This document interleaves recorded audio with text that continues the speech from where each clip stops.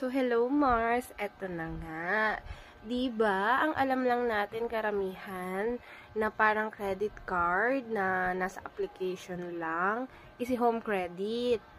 Kasi 'di ba si Home Credit kapag na-pay mo siya within 1 month, wala siyang interest. So, para siyang credit card kasi ganun din yung policy kay credit card. Then, kapag nag-exceed ka na into 1 month, doon na mag-start yung interest nyo, 'di ba? Kapag di kayo naka-repay.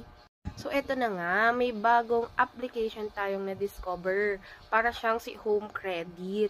Meron din siyang ino-offer na pang product loans.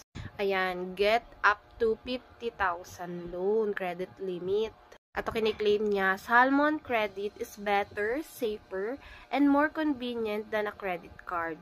No need to reapply each time you need money. So, ano lang daw to, isang ID lang yung need mo, isang valid ID to register